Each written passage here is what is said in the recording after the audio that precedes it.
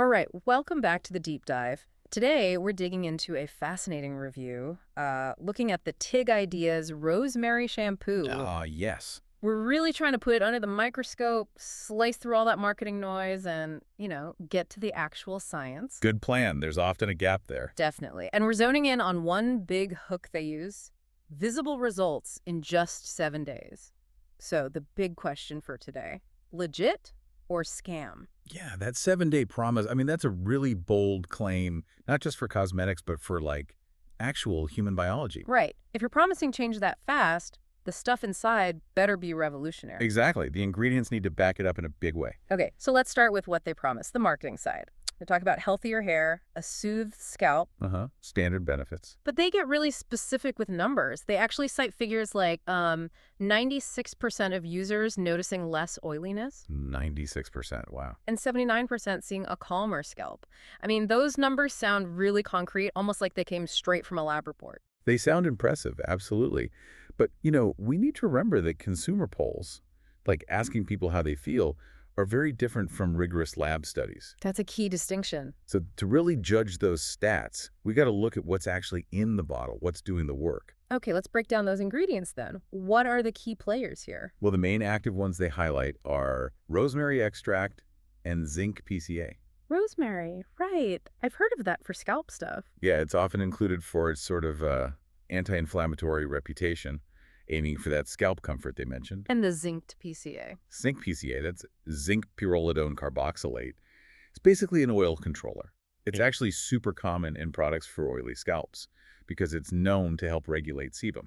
Okay, so you've got something for soothing, something for oil control. That sounds like a perfectly reasonable base for a clarifying shampoo, doesn't it? It does. It sounds fine. So why aren't these, the miracle workers the 7-day claim implies? Well, because they mostly treat symptoms, Right. right? They don't fundamentally repair Yeah. the underlying structures. The review we looked at was pretty clear on this. Oh, okay. These ingredients are nice additions, maybe like frosting on a cake.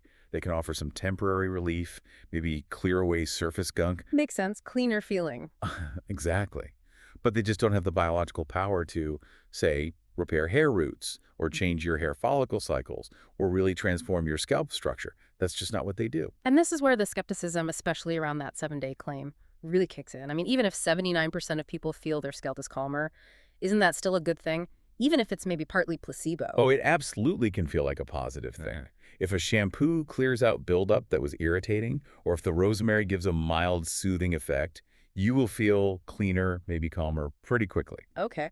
But that leads us straight into the biggest issue here, the biological reality check. Explain that. Why is 7 days just pretty unrealistic, as the reviewer put it, for visible, lasting results?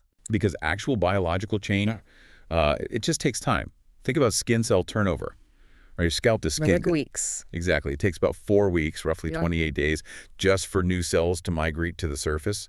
Hair growth itself, even slower. Much slower. So genuine improvements to the hair follicle, to root health, or to chronic scalp conditions that require sustained treatment over weeks, usually months, across multiple hair cycles. So a shampoo used for a few minutes every day or two? It just can't speed up your body's natural clock that dramatically, not with just a bit of zinc and rosemary. The reviewer pointed out the marketing really leans on, well, exaggerated language. And our desire for quick fixes. Precisely. Mm. It kind of mixes up that immediate feeling of clean with actual deep biological healing. They're not the same thing. Okay, so 2 really critical gaps then. First, the timeline just doesn't match biology. Correct. Highly improbable. And second, the lack of hard evidence. Exactly that.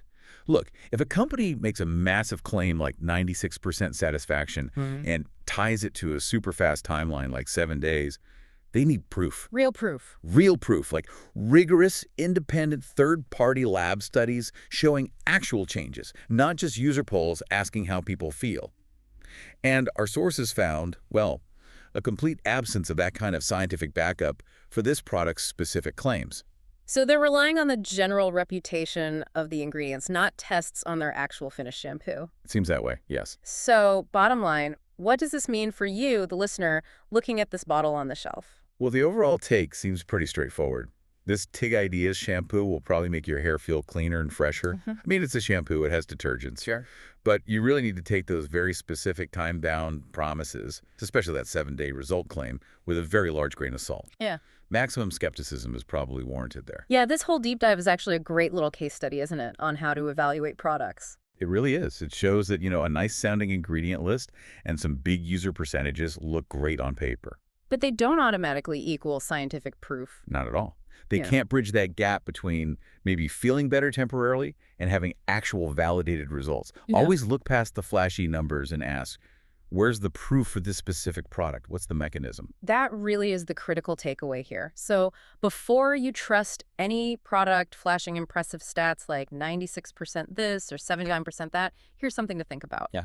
What's the very first piece of missing evidence you should demand to see?